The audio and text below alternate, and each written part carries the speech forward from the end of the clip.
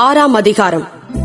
ஆகையால் கிறிஸ்துவை பற்றி சொல்லிய மூல உபதேச வசனங்களை நாம் விட்டு செத்த கிரியைகளுக்கு நீங்களாகும் மனம் திரும்புதல், தேவன் பேரில் வைக்கும் விசுவாசம், ஸ்நானங்களுக்கடுத்த உபதேசம், கைகளை வைக்குதல், மரித்தோரின் உயிர்த்தெழுதல், நித்திய நியாய தீர்ப்பு என்பவைகளாகிய அஸ்திபாரத்தை மறுபடியும் போடாமல் பூரணராகும்படி கடந்து போவோமாக.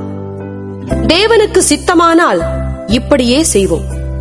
ஏனெனில் ஒரு தரம் பிரகாசிப்பிக்கப்பட்டும் பரம ஈவை ருசி பார்த்தும் பரிசுத்த ஆவியை பெற்றும் தேவனுடைய நல் வார்த்தையையும் இனிவரும் உலகத்தின் பலன்களையும் ருசி பார்த்தும் மறுதலித்து போனவர்கள் தேவனுடைய குமாரனை தாங்களே மறுபடியும் சிலுவையில் அறைந்து அவமானப்படுத்துகிறபடியால் மனம் திரும்புதற்கேதுவாய் அவர்களை மறுபடியும் புதுப்பிக்கிறது கூடாத காரியம். எப்படியெனில் தன்மேல் அடிக்கடி பெய்கிற மழையை குடித்து தன்னிடத்தில் பயிரிடுகிறவர்களுக்கு ஏற்ற பயிரை முளைப்பிக்கும் நிலமானது தேவனால் ஆசீர்வாதம் பெறும். முள் செடிகளையும் முள் பூண்டுகளையும் முளைப்பிக்கிற நிலமோ தகாததாயும் சபிக்கப்படுகிறதற்கேற்றதாயும் இருக்கிறது. சுட்டரிக்கப்படுவதே அதன் முடிவு. பிரியமானவர்களே, நாங்கள் இப்படி சொன்னாலும் நன்மையானவைகளும் ரட்சிப்புக்குரியவைகளுமான காரியங்கள் உங்களிடத்தில் உண்டாயிருக்கிறது என்று நம்பியிருக்கிறோம்.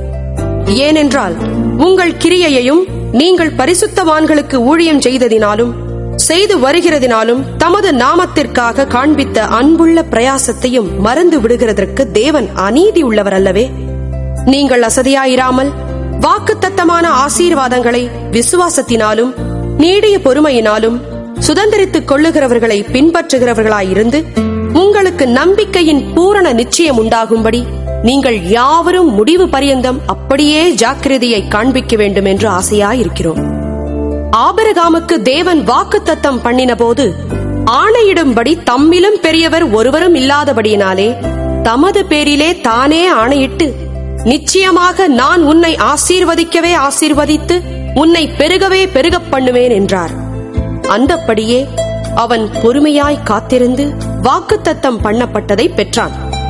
மனுஷர் தங்களிலும் பெரியவர் பேரில் ஆணையிடுவார்கள். உறுதி பண்ணும்படிக்கு ஆணையிடுதலை சகல விவாதத்திற்கும் முடிவு.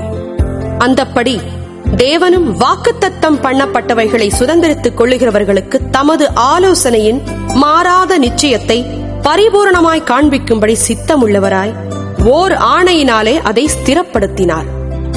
நமக்கு முன் வைக்கப்பட்ட நம்பிக்கையை பற்றிக் கொள்ளும்படி அடைக்கலமாய் ஓடி வந்த நமக்கு 2 மாறாத விசேஷங்களினால் நிறைந்த ஆறுதல் உண்டாகும்படிக்கு எவ்வளவேனும் பொய்யுரையாத தேவன் அப்படி செய்தார். அந்த நம்பிக்கை நமக்கு நிலையும் உறுதியும் திரைக்குள்ளாக போகிறதுமான ஆத்தும நங்கூரமாயிருக்கிறது. நமக்கு முன்னோடினவராகிய இயேசு மெல்கிசேதேக்கின் முறைமையின்படி நித்திய பிரதான ஆசாரியராய் நமக்காக அந்த திரைக்குள் பிரவேசித்திருக்கிறார்.